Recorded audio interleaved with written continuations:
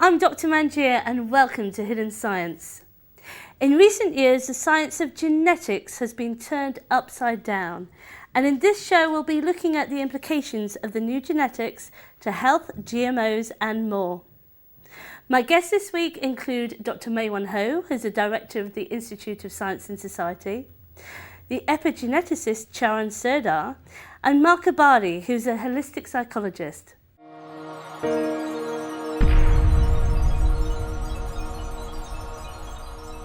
My first guest today is Dr Mei-Wan Ho. She graduated with a PhD in biochemistry from Hong Kong University, and she's currently the director of the Institute of Science and Society and the editor and art director of its quarterly publication, Science and Society. She is best known for her pioneering works on the physics of organisms and sustainable systems, and has written many books including Beyond Neo-Darwinism, and this one, which is Genetic Engineering, Dream or Nightmare. She's a well-known expert on the science of GMOs.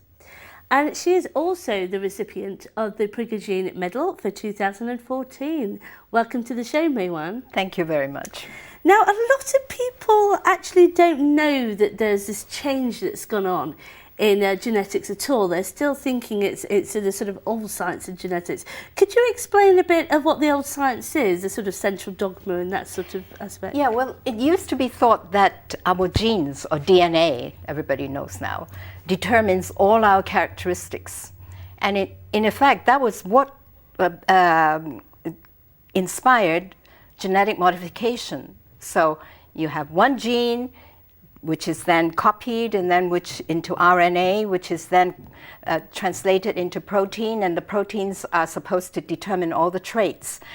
And that's how come we have modifying this gene. If we transfer this gene into an organism, we can make everything that we want to serve our every needs. That's how genetic modification came about. Because people thought of it as very mechanistic. Absolutely, that everything is hardwired in our genes. I mean, people still go about saying, it's in my DNA.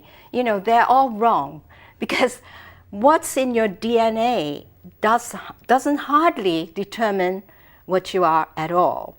And it's since the mid-1970s and 80s, early 80s already, geneticists have discovered so much that turned the whole genetic world upside down. And they didn't know what to call it. They call it the fluid genome. Now, the fluid genome is very descriptive. It means that instead of having this linear causation, you know, one gene, one trait, and so on, and many genes, many traits, you have this circular causation. In fact, what happens is that okay, you have the DNA, so it feeds forward, makes some protein, and then do something, but then it gets feedback from the environment. And so it turns the circle around. And what the environment does is to mark and change the genes because we used as we go along. Yeah. And not only that, these influences, these changed genes can be passed on to the next generation. So, my God, you know, Lamarck was right, especially at the genetic level, because what happens is, Lamarck says, the inheritance of acquired characters. It was the dogma, the central dogma was that, you know, acquired characters cannot be inherited. No matter what your parents did, it wouldn't influence you at all. It's completely rubbish. Now we know. Not only that your mother, you know, maternal effects have been around for a long time, you know, because you carry the baby and everything.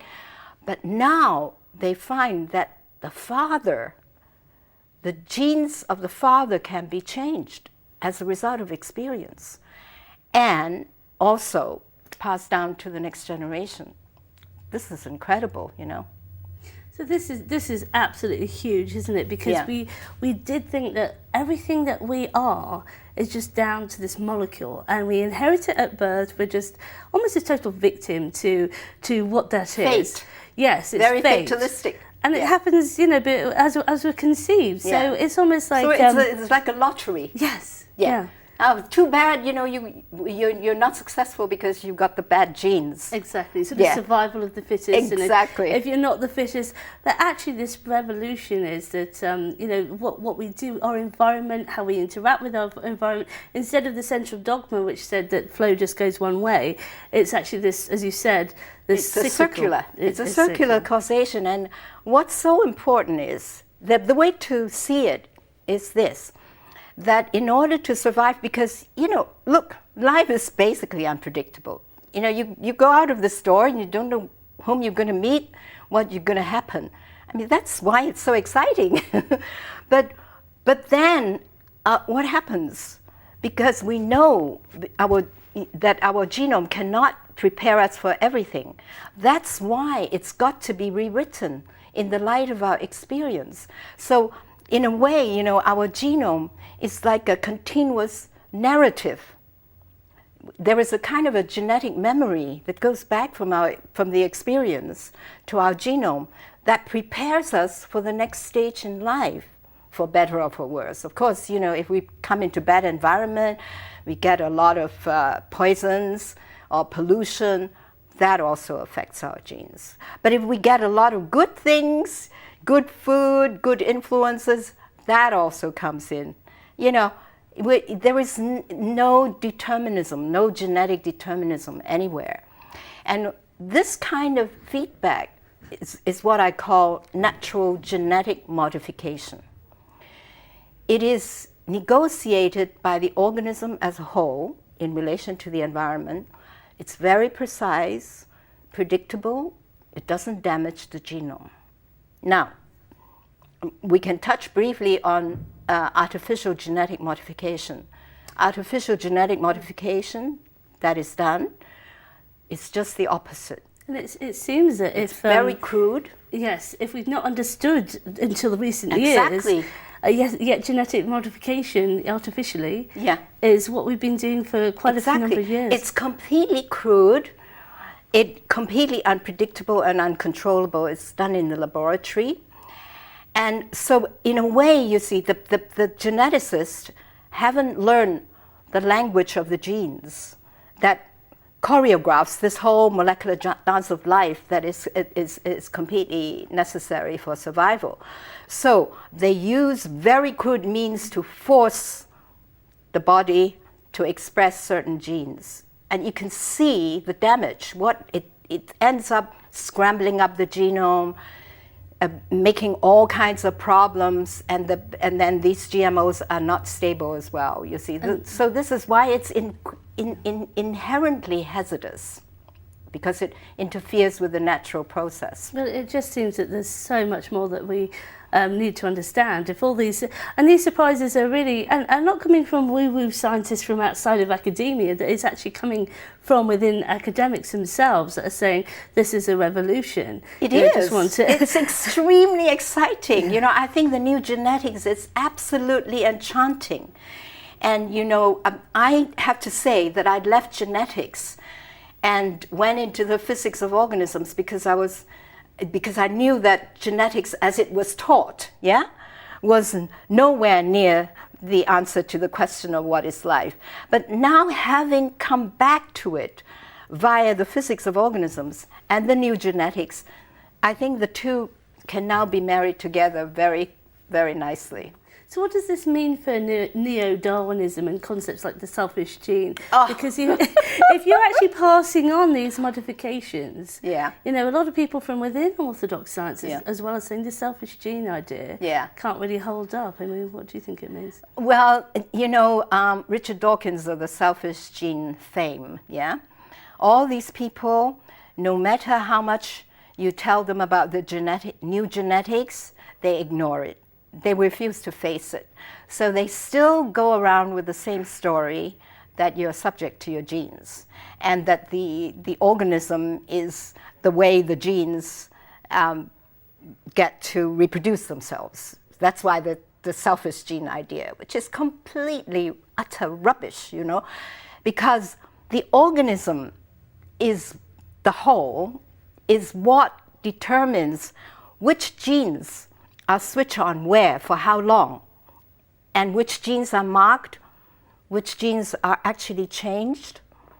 And then, of course, when you reproduce, theoretically, you're supposed to wipe out all these marks and start again. But some of them don't get wiped out, and that's what gets passed on as well. So it actually is very unselfish, really, that you're passing on. It's completely unselfish. You see, in fact, what makes the world go round is reciprocity and cooperation.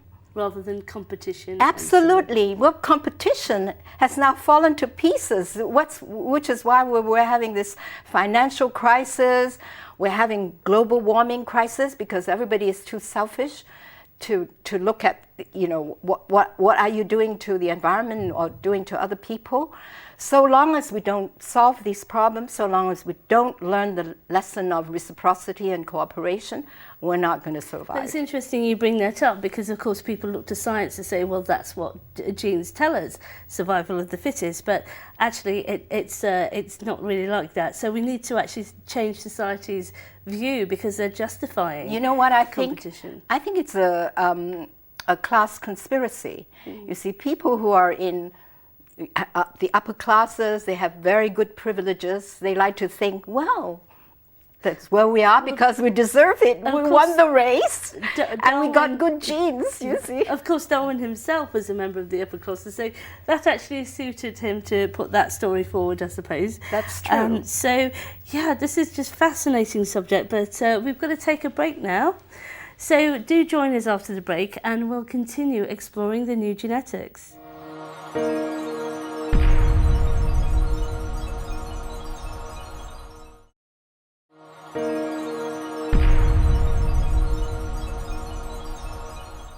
Welcome back to the show, and we're discussing the new genetics. My next guest is Charan Sardar, who describes herself as a geneticist turned epigeneticist. She has a master's degree in human genetics and worked at the Birmingham Children's Hospital for just over 10 years, specialising in haematology, contributing to many scientific publications. She has since become interested in the mind-body connection and helps her clients to have positive gene expression. Welcome to the show, Charan. Hi, Manjir. Thank you. So, you were a geneticist in the Children's Hospital, and you had a bit of an epiphany, didn't you? Can you tell us about that? I did. I was looking down the microscope and looking at these genes and thinking there's got to be more to this, and there's got to be more to life than just the genes. And it was actually when I read Bruce Lipton's book, and by then I'd left the hospital, that it all came together for me. And I just knew that is how I needed to be working with people rather than in the laboratory. And so that's, yeah. So that's Dr. Bruce Lipton, who wrote an amazing book called The Biology of Belief, and I know he's changed the ideas of a lot of people. Mm-hmm. And he talks about epigenetics as well. So what is epigenetics? Well, epigenetics is the field of genetics where it's not the biology being controlled, the genes being controlled by the biology, but epi meaning above the genes. So the control is coming from our emotions, our beliefs, and it's like an environment that the cell and the DNA are in, kind of like a soup, really, of energy that is impacting the way that these genes are then expressed. So it's also the internal environment as well as the external environment. And so again, as epi means above, so it's the above the genes that controls the genes themselves. So we were talking with Dr. Maywan earlier, and we were discussing how we now know that the environment has an influence, and there's this sort of circular causality.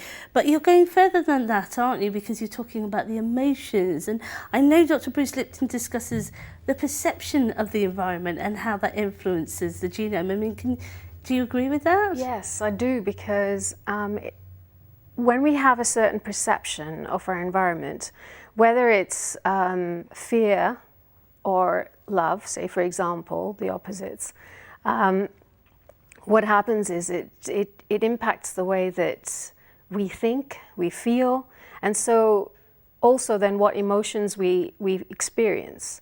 And these emotions can, as energy, because our organs and glands and DNA is energy, can actually get trapped in the body. And so by releasing these, we're able to then change that cocktail that the genes are in. I know some people will be going, "Ooh, energy. Yeah. Oh, that sounds a bit woo-woo, you know, she's using a word that, you know." But actually, there is a physics explanation for what you're saying there. Yes, there is, because, you know, if you take DNA, you take cells, if you just go down further and further, you're going to get the electrons, protons, neutrons, and then with subatomic particles, and you keep going, and it's just energy. And I think there's a lot of work. One of the scientists is Nassim Haramein.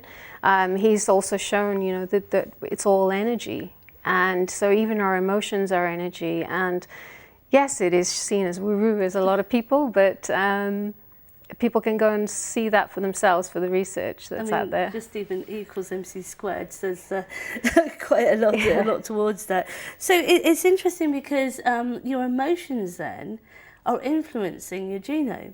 Mm-hmm. Right, so you can do something about your emotions. I presume that's the sort of thing that you do with your clients, is that right? Yeah, I do. It was after I actually read Bruce Lipton's book, I began to sort of start thinking, there's got to be a way where I can actually release inherited energies, that we can identify what they are and then release them. Because, you know, when we're looking at inherited diseases, say for instance diabetes or cancer in a family where they have and you know have had that, and then they're sort of the next generation's expecting that because they've been told that that's what's going to happen. My feeling was that there's got to be a way for me to be able to access that subconsciously, to get to know what those energies are, and then just release them. Because if there's energy, then, you know, that's what can be done. And so I came across the next book that really had a big influence on my life, which was The Emotion Code by Dr. Bradley Nelson. And what he has developed is basically a system where you can identify subconsciously what emotions are getting in the way of the genes being expressed a certain way, including inherited emotions. And the fabulous thing, which excites me so much, is that you can actually you can identify what's inherited and release it, so in the person that you're working with. But not only that, you actually release it. You can identify how many generations it's gone back. And you can literally, when you release that, it's like a domino effect. It just releases it going back 20 generations and forward. Does it mean freeing the patient from it, or? Well, it's contributing to that, yes. There's some people listening to this will think, okay, you know, cancer runs in the family. You know, we even had that case of Angelina Jolie, who actually had a double mastectomy, didn't yes, she? She did, Just yes. it's a sort of prophylactic thing, you know. Yes. So listen, we're still in a world where people think that the genes are in control and your family history is in control. Mm-hmm. So you know, for you to say that you know you can change your beliefs, you can go in and change the energy. A lot of people go, well, that's nonsense, because your genes are, you know, this very solid thing and they're determining your life. Yeah. Well, it's interesting because I have worked with a lady who did have a lump. In fact, a couple of ladies who did have a lump in the breast. And within a half an hour, that lump in two individuals that I worked with literally disappeared. And the pain that was there went, just as a result of releasing those energies. And I'm not saying that that's everyone's case. And I'm not saying that I'm curing anyone, but what I'm saying is that even if you decide to have a mastectomy, or if you decide to go ahead and do the surgical procedures, what work I'm doing is actually complementing that, in that you may have surgery to release the symptoms of something, but what about the energy that caused it? Because it's behind that caused the symptoms. It's from the energy. And more recently, I've started to incorporate the Vedic philosophies into the epigenetics, and it's just amazing It's just amazing, the inherited energies that can show up in those systems that represent certain parts of the body and correspond to the physical symptoms a person's experiencing. So you're definitely not saying here, just to make it clear, that not to go to the doctor or dictating us, because I worked as a holistic cancer doctor as well. It's totally what's right for that person and their choice as to what they want to go down. So you're not recommending a course, it's whatever's right for it. So you've also published a book. Would you tell us about that? Yes, Heba, she's a little fairy that I was basically inspired to write about.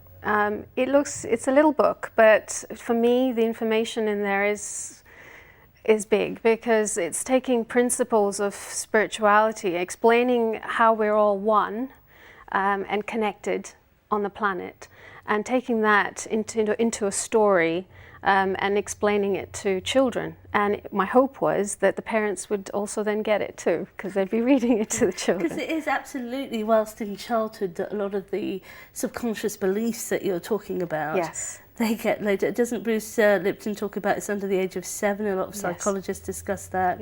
And that's where, children are just absorbing things, aren't they? And those things are programs that are operating in adulthood that we don't know about. Like a tape that's running in the background all the time. Exactly. And if children can be exposed to that early on, that we are connected and that they do have the ability to change, not change, but to actually live in harmony with their environment. Because that's how we're born to be, rather than being told that we're not. Fantastic. Well, with the new science of genetics, this is all totally making sense, really. Nobody can say it's unscientific anymore, because that is all gone. So join us after the break for more on the new genetics.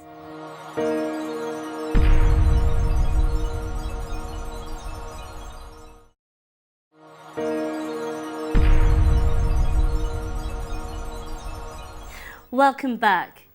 We're discussing the new genetics, and with me in the studio is Mark Abadi, who is a holistic psychologist, an international speaker, and the author of the book Evolve. Here we go. There it is.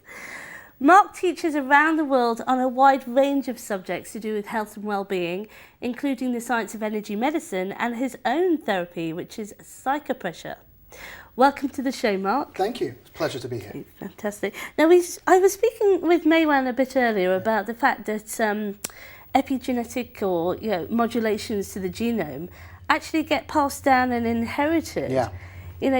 You've got your own ideas on how that links to psychology, haven't you? From a psychological perspective, Carl Jung was often renowned for saying that we're destined to live the unlived lives of our parents. And this is the nature of life. We all know from our own lives, I have my own experience, I describe in the book as well, about how I've come across, somehow created in my own life, repeat patterns of the patterns my parents experienced that they never lived, they never embraced, they never engaged with. And so it got encoded in their genome and passed down to me, and then there's an entanglement that still remains. You see, the thing that we haven't talked about in the genetic passing down, yes, you've got the genetic code, but once you give birth to that child, there's still an entanglement. So if something changes in the parent, I believe it changes in the child as well. So you're talking about going to the quantum level here? Yeah, that as well as the whole point is the old bell curve idea, which is your genetics control, the dogma of Francis Crick. Genes go one way. It's wrong. Our karma has now run over Francis Crick's dogma. It is the point that the gene expression is the important thing, and it's determined by two main things: the sheath, if you like, whether it's sheathed or unsheathed, the methylation, and the histones, which are basically spools which the DNA winds around. And how these spools wind the DNA determines whether the DNA becomes available for expression. These spools also have these little tails where proteins attach to, and those proteins become markers. They become information markers. And when you were talking before to Sharon, and the concept of energy came up. Well, it's not really energy, even though energy medicine is a very popular term. I once tried to get Jim to change, James Oshman, who was one of my first teachers in the physics of energy medicine. And he's written a book on He's written two books. It's Energy Medicine, The Scientific Basis, and his second book is Human Performance. But the principle is not actually energy, it's information. Just like David Bohm said, in formation. It's the structure of signals that create this. It's not energy like the raw energy, just electricity random. It is signals and information. And you know, we mentioned cancer. That's what cancer is. Cancer is cells in your body cells, not something else, not some weird invading thing. It's you creating things that aren't to the blueprints of your original blueprints. It's like you've got two sets of workers building your house. One set of worker comes in, oh, here's the blueprints, great, they've been working for years on it. And then a new cowboy lot of builders come in and say, oh, we've got these new plinths, we're going to knock down that wall and put a hole there. And they're working against each other because they've got different information codes, different blueprints to read from. And that, for me, all comes down to authenticity. It all comes down to psychological authenticity. Cancer is about your body conflicting. There's an incoherence in the system. In fact, any ill health, whether it's mental, psychological, or physical, is an incoherence of the body's resonance, the body resonating together. And so in society, we're encouraged to be incoherent. We're encouraged to be inauthentic. We're encouraged to lie and to hide truths and to be competitive, like May Wan was saying, competitive with money, you know, or I've got to beat you, I've got to win against you. It's not, it's a collaboration, and it's a dance between things. I like the term quantum determinism because I'm full of paradox. I love paradoxes because for me, nothing is anything without everything else. You have to have the yin and the yang, and there has to be that dance. Water alone doesn't do it. It's water with the systems of the body. The genetic code alone doesn't do it. It's genetic codes with the sheaths and the information that's embedded around it. So everything is connected. Everything's connected. Yeah. It's from what you were saying though, it's almost like we're moving away from the genetic code as determining anything other than the proteins of our body. But from what you're saying, you're actually saying that the modulations of our parents' behaviours, like their emotions and beliefs, somehow gets transmitted. But that's not really through the actual molecule. Though, it can be through the molecule. As Maywan was saying, the concept for the original geneticists was that the genes get white when they get passed down, but they don't. A lot of the information, especially on the histones, those spools that wind the DNA into those segments. I mean, the DNA is wound so tight that if you unwind the DNA, it can go from here to the sun and back again 300 times. And that's every single cell, isn't it? That's all the DNA in one person. Yeah. And you know, so there's a lot of DNA there, and the information gets maintained. Now, you know, we did another show on water. The interesting thing connecting that is that water holds the DNA strand together. Without water, the DNA would literally fly itself apart. Molecularly, it wouldn't hold itself together. It's water that allows it to neutralize and to bond together. So again, we've got the yin holding the yang. We've got the psychological holding the genetics, and vice versa. It's not that one overpowers the other, it's that all dancing in a quantum dance together. Like May Wan talks about quantum jazz. Yeah. Life is quantum jazz. Yeah.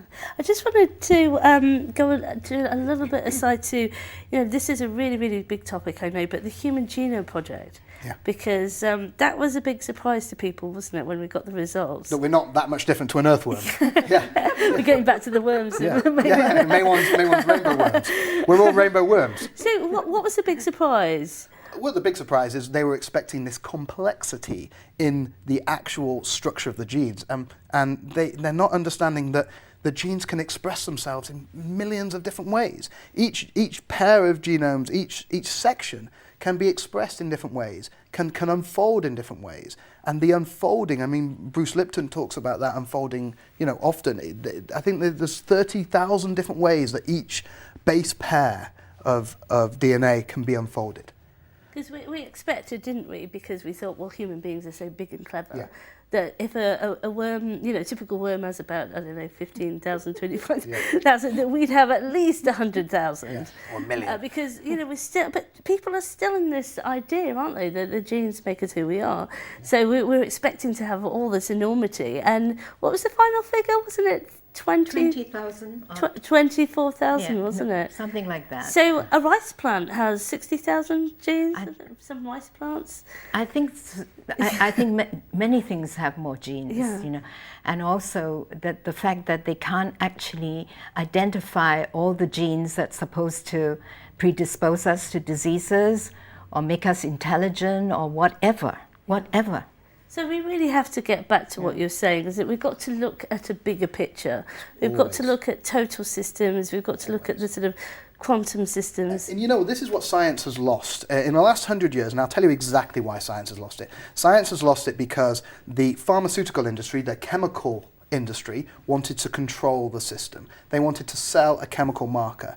Now, if we're talking about information medicine, energy medicine, let's talk about what Sharon does.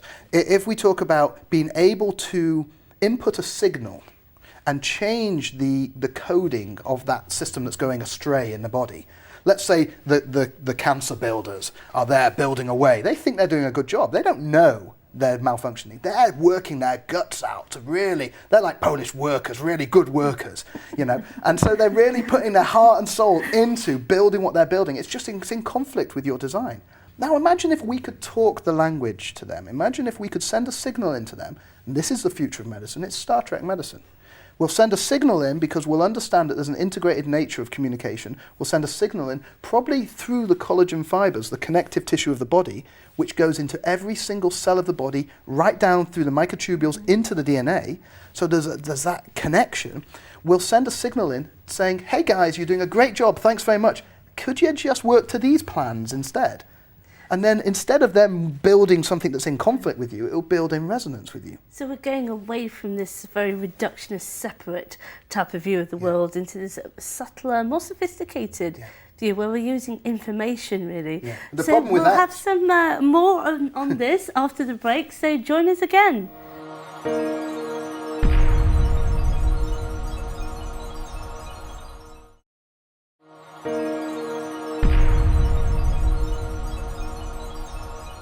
Welcome back to Hidden Science, and today we're discussing the revolution in genetics. So what I really want to know, we've discussed a lot of things on the show so far, why are these changes not getting through to the public? What do you think? I think the public are still caught in this very mechanistic way of thinking. Mechanistic, fatalistic, that says the genes determine our fate and that's it. Now, we haven't gone, the society hasn't actually embraced the quantum age. But there is something very interesting about what you were saying, you know, about how you deal with people that have inherited disorders and things like that. And recently I looked into this problem, and it's fascinating because apparently there is a high proportion of these people have back mutations. So that in some of the tissues, some of the crucial tissues, they become normal again.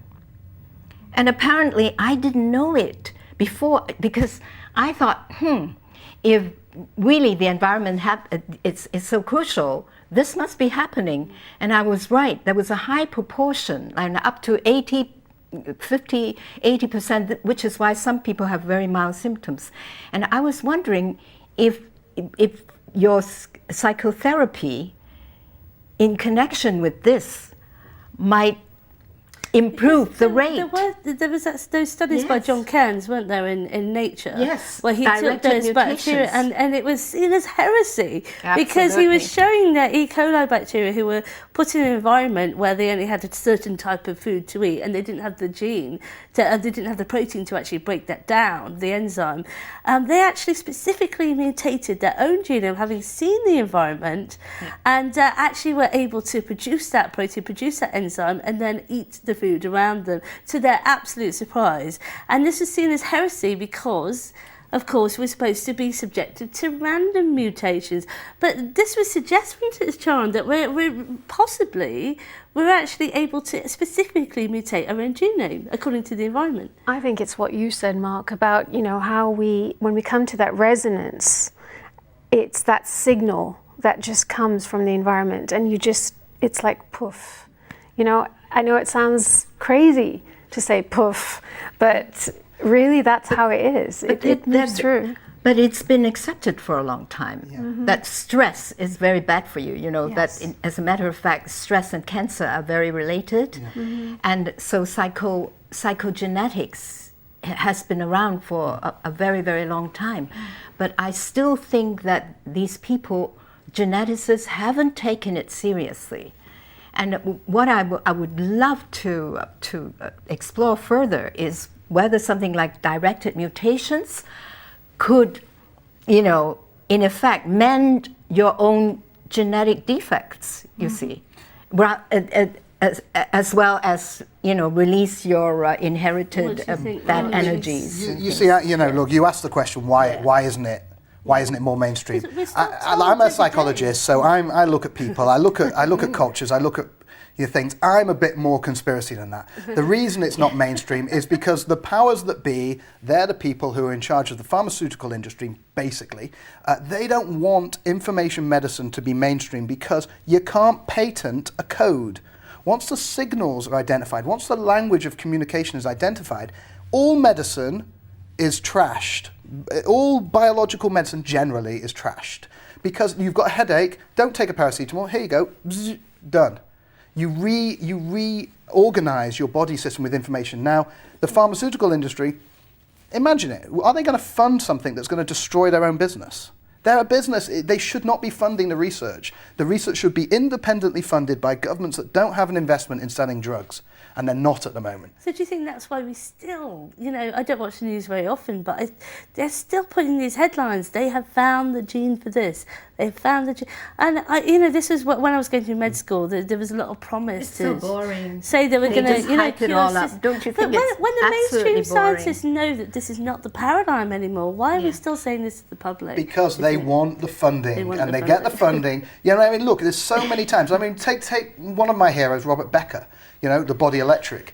I mean, he was ousted. He was a top osteopathic surgeon. He started talking about information moving through the body and sending signals through the body, and boom, his funding was cut. He was ousted. None of his paper.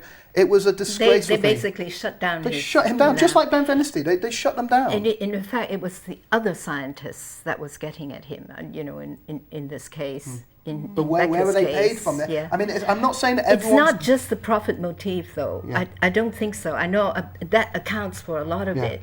But there is a kind of a conventional scientific priesthood. Yes, that definitely. Really cannot bear to be contradicted. But it's not just with science. We're, as humans, we are creatures of habits. Nobody likes change. That's why change management, stress management in the occupation, you know, my background was occupational psychology, occupational health.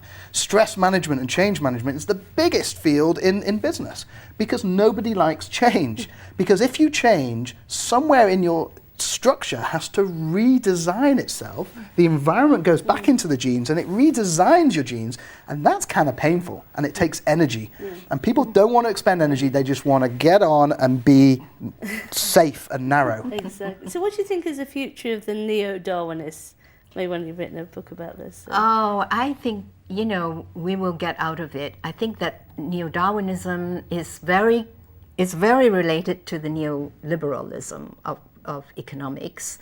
It's completely, you see, the whole world is dominated by this kind of neoliberal, neo-Darwinian ideology, and it's come to an end. And we have to go forward from it. There is no other way. Otherwise, we will die. Otherwise, we will go extinct, basically. Yeah. And with you know, this leading to the sort of the whole subject of GMOs, this sort of paradigm. I mean, what do you think should be done about GMOs, Joanne? Well, I know that May Wan is probably the expert on that, but for me, I think we're getting out of it. You know, in the United States, farmers are actually actively going back to non-GMOs. Can you imagine? And and the companies are making it hard for them to get seeds, but people are capable. You know, life is wonderful. The fluid genome is wonderful because if you mend the environment, the people that say the genie is out of the bottle, there's nothing else you can do. Hey, wait a minute, that's the same kind of determinism and fatalism. The fluid genome is teaching us that no, if we get our environment right, our soil, our climate right, everything will right itself. For me personally, I think, yes, I agree with that, but also I come from the point of view that, you know, everything begins with us. And that if we can change our coherence, our resonance, then things outside will change, because that outside is also inside. Sure. And so that's literally it. Very good. I mean, look, we are part of that same illusion that the DNA is separate from its environment, or the cell is separate from its environment. Nothing is separate from anything else. Everything's entangled. We are entangled with our environment. You make a change inside you, that's what manifests the outside. That's what that big film, The Secret, was all about. And that's what everything is about. We are connected to the entire environment. And if you want to shift it, you shift it. And Internally. that's through sub-molecule, sub-atom, that's through the information and consciousness at the heart of everything. Because when you go down to it, there's nothing there, there's just energy, and that energy is everywhere, which is the 0 point field, and thus inside us is everywhere. John, do you think there's ever going to be a day where you're going to go back to your old colleagues at the Children's Hospital and say, I have the answer? I don't think so, not yet. It's hot chocolate, no. Sorry. She's well known for a penchant for hot chocolate. I am indeed. No, sorry, you don't think so yet? No, I don't think so, not yet, but I think we're all shifting. We're shifting, and it's happening, for sure, and especially this year. The irony is the old science isn't standing up. Yes. I think that's the irony, is there's nowhere to go except look higher to the It's the not quantum holistic, level. the old science, and It's neither is society at the moment, which is why we've got the collapse of the financial system, because it's not a holistic system. I mean, really, it's sociology, but it's sociology of the genetics. It's genetic sociology. A lot of young graduate students, postdocs, they're working in the old system and they getting totally disillusioned. And they're just waiting for something new to happen. And I think that their supervisor should take serious note of this, you know. I think that the change happens with the kids. I don't think the supervisors can do it. You know, as Jim likes to say, you know, change happens one death at a time. You know, unfortunately. I think that's a famous quote, isn't it? Science moves forward one coffin at a time, or something like that. So where can we find out more about this? You've done some really excellent videos, haven't you, Joanne? On well, I said they're excellent. So go to our website. Go to our Institute of Science and Society website. Yeah, the Institute of Science in Society. And what's the www? i-sis.org.uk. Okay. And Sharon, you've done some amazing videos which really explain about the new genetics. Mainly about using animated, and I think that was my passion, trying to get this message out simply, and this is, you know, with the book as well. I like to make things simple for people so it can reach a wider audience. And so I have created a Bursting the Bubble series of videos, and they can find them on youtube.com/ with my name, Sharon Sodar. So, yeah. Yeah, I mean, look, I'm a big fan of making things simple. That's what I do. And that's how a psychologist ends up talking about genetics, is because, you know, for me, everything is connected to everything else. And if you can take the information and you can digest it and make it explainable, that actually, look, it's the same as society. It's the same as what you're doing in your relationship with somebody. It's the same yin and yang as the protons and the electrons moving through the DNA. It's the same unity. It's that same namaste. It's all the same. And that's what I put in my book. If people want to find out more, they can Google my name. I also have a video series on YouTube, markabadi.com. Just find me. I'm very accessible. And you've got another one, Syntone? Yeah, it's just markabadi.com. Markabadi.com. Yeah, that's the easiest way, or Book Evolve to find my book. But it's, you know, it's all about searching. You know, Google, question, ask, research yourself. Information is out there if you're brave enough to let go of the dogma. Look for it. And look for it. Yeah, fantastic. So we've really gone from one paradigm to another. The message might not be getting across, but really there's no evidence for that old paradigm anymore. It actually is dead.